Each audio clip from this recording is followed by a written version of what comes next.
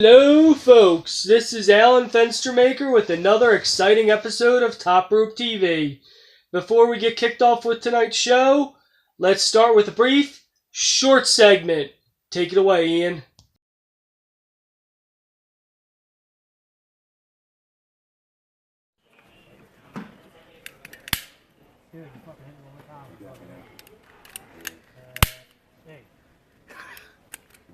Dude, I swear to God, motherfucker, if I turn around, knock it the fuck off.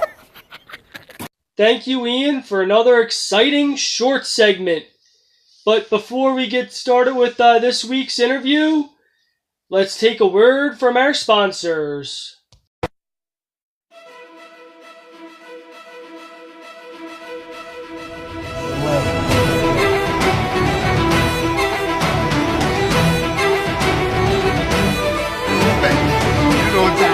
It's time to slay the day. Slay the day, baby.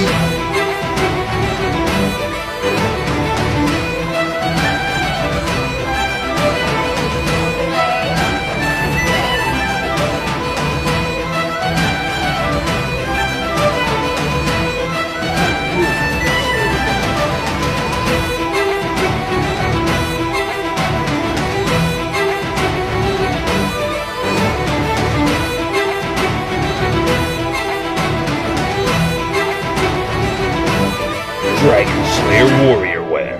Slay the dead.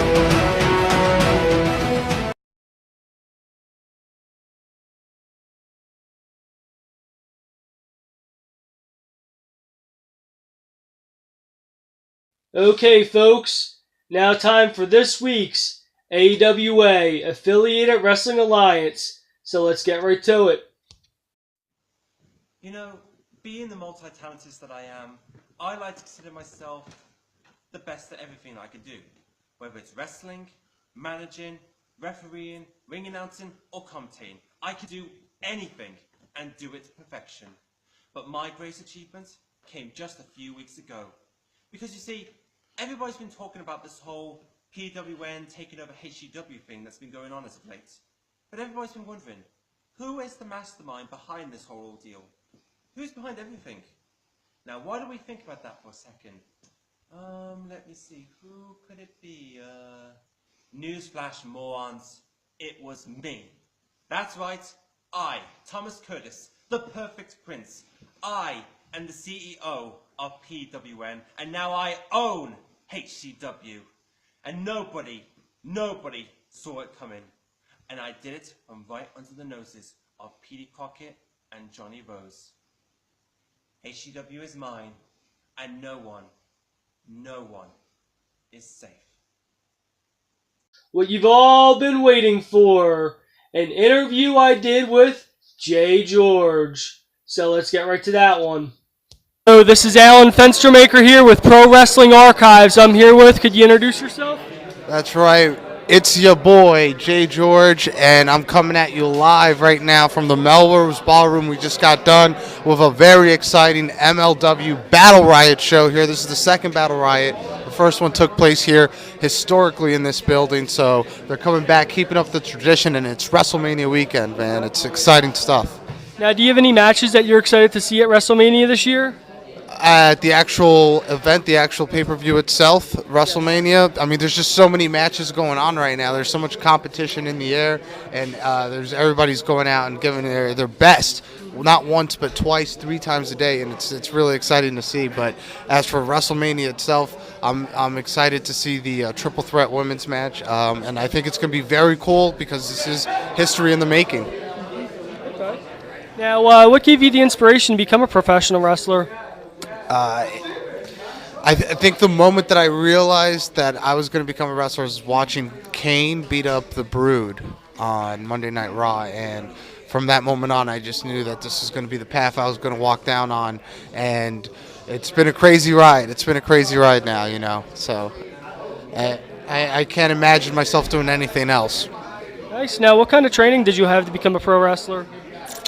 A lot of one of the things I've prided on myself is I've always wanted to be like guys like Chris Jericho and Eddie Guerrero, Lance Storm, who traveled the world and learned different styles. and I've gone to places like Mexico and trained in Arena Mexico for CMLL, and I've gone to places like WXW and trained in Germany for 2 months, and now I'm going on other international ventures, and my goal is to wrestle everywhere around the world. So my goal is to be able to learn and adapt to anything. So that's the kind of training I've done, where I'm able to mix up different styles. Okay. Now, what was your favorite time period or era in wrestling history?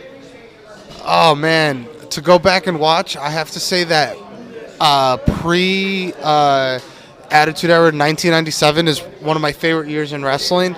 But I have to say, from like 2002 to like 2004, 2005, I felt like the wrestling just got up on another level when you had guys like Eddie Guerrero, Kurt Angle, Triple H, RVD. These guys were just at the top of the game, and Rey Mysterio's coming in, and not only that, but the independents were starting to thrive with guys that you've seen here tonight, guys like Low-Key, Homicide, Daniel Bryan, CM Punk, Colt Cabana, and now they've taken professional wrestling as a whole to a whole nother level, as you can see by this insane weekend that we're being a part of right now. Okay. Now, what was your whole thoughts on the whole invasion angle that WWE did with WCW and ECW? I was super. I really I think if you go back and watch that Survivor Series match, as a match, it's a really good match.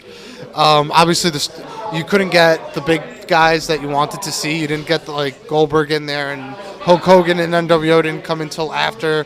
So it was definitely a little bit underwhelming. But I mean, I still enjoyed the big payoff and everything, and was still kind of excited to see how everything was going to transform. And I was looking at it long-term picture. Okay, now do you have anything else you'd like to add or anything you'd like to shoot on at all? Or what do you want me to shoot on? just pretty much anything. Just cut burn the carpet down, rip anything, unfiltered, uncensored. Well, I don't want to burn any bridges or anything, right? You got to be careful. But no, I will say I'm out here this weekend, and I'm not, truth be told, I'm not booked on a lot of events because I spent a lot of time out of the country, so it's kind of hard to make the proper connections in time for this weekend. But it is motivating to see a lot of my peers going out there, and this is the height of wrestling is this weekend, and I'm hoping in the future next year to be a part of it. And you guys can follow me on Twitter and Instagram, jgeorge489, and then you can also find me on YouTube. All of that's at jgeorge. That's your boy. Thank you very much for having me. Okay, folks, that's all the time that we had for tonight on Top Rope TV. Hope you guys enjoyed the show. Until next time, keep your wrestling in a headlock. We'll catch you next time on Top Rope TV.